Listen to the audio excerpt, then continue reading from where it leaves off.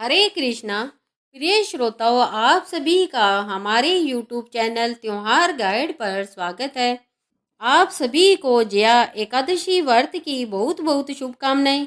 इस वीडियो में हम जया एकादशी माहात्म्य का श्रवण करेंगे।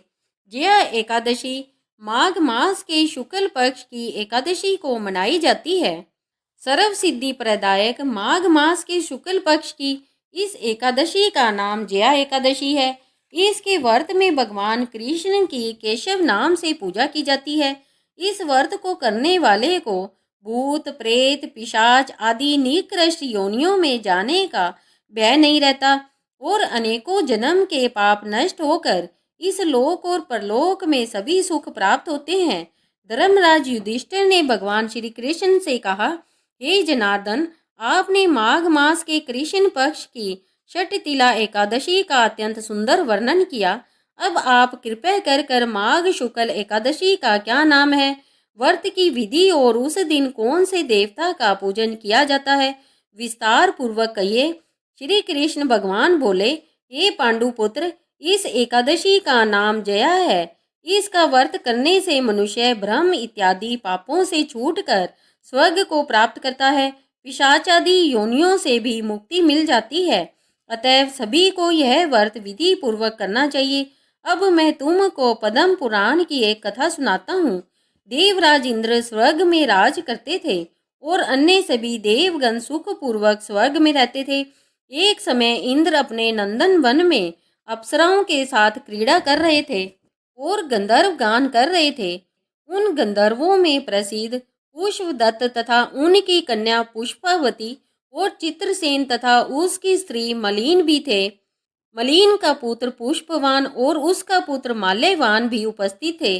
उस समय पुष्पवती माल्यवान को देखकर मोहित हो गई और काम बाणों से चलायमान होने लगी। उसने रूप सौंदर्य हाव भाव आदि द्वारा माल्यवान को वश में कर लिया। पुष्पवती की सुंदरता को देखकर माल्यवान भी उस पर मोहित हो गया। ये दोनों कामदेव के वश में हो गए थे, परंतु इंद्र के बुलाने पर नृत्य और गायन के लिए आना ही पड़ा। उन्होंने अप्सराओं के साथ गाना शुरू किया, परंतु कामदेव के प्रभाव से उनका मन न लगा और अशुद्ध गायन करने लगे। इनकी भाव भंगी मायाओं को देखकर इंद्र ने इनके प्रेम को समझ लिया और इसमें अपना अपमान समझकर इन दोनों को श्राप दे दिया कि तुम मृत्यु लोक में जाकर पिशाच का रूप धारण करो और अपने कर्मों का फल भोगो। इंद्र का श्राप सुनकर ये दोनों अत्यंत दुखी हुए और हिमाचल पर्वत पर पिशाच बनकर अपना जीवन व्यतीत करने लगे। रात दिन में उन्हें एक क्षण भी निंद्रा नहीं आती थी। उस स्थान पर अत्यंत सर्दी थी। उनके दांत सर्दी से कटकटा रहे थे। एक दिन पिशाच ने अपनी स्त्री से कहा, न मालूम हमने पिछले जन्म में ऐसे कौन से पाप किए हैं जिससे हमें इतनी दुखदायी है पिशाच योनि प्राप्त हुई है। दैव योग से एक दिन माघ मास के शुक्ल पक्ष की जया नाम की एकादशी आई। उस दिन इन दोनों ने कुछ भी भोजन नहीं किया और न कोई पाप कर्म ही किया। वे दोनों अत्यंत दुखी मन से पीपल के वृक्ष के नीचे बैठे रहे। जब सूर्य नारायण अस्ताचल को चले गए तब रात्रि भर इन दोनों को सर्दी के कारण निद्रा भी नहीं आई। दूसरे दिन प्रातः काल होते ही इस व्रत और रात्रि जागरण के प्रभाव से इनकी पिशाच देह छूट गई और अत्यंत सुंदर वस्त्रों तथा आभूषणों से अलंकृत होकर दोनों ने स्वर्गलोक को प्रस्थान किया। उस समय आकाश में देवगण तथा गंधर्व उनकी स्तुति तथा पुष्प वर्षा करने लगे। स्वर्ग में जाकर उन दोनों ने देवराज इंद्र को प्रणाम किया। इंद्र ने इनको उनके प्रथम रूप में देखकर अत्यंत चकित होकर पूछा, तुमने अपनी पिशाच योनि से किस प्रकार छुटकारा पाया, सब हाल बतलाओ। यह सुनकर माल्यवान बोले, हे देवेंद्र, भगवान विष्णु की कृपा और जया एकादशी के व्रत के प्रभाव से हमारी पिशाच देह छूटी है। तब इंद्र बोले, हे माल्यवान, भगवान की कृपा और एकादशी के व्रत करने से केवल तुम्हारी पिशाच योनि छूट गई है, वरन हम लोगों के भी वंदनीय हो गए हैं। भगवान विष्णु और शिव के भक्त हम लोगों के लिए भी वंदनीय हैं, अतः आपको धन्य है। अब आप पुष्पावती के साथ जाकर विहार करो।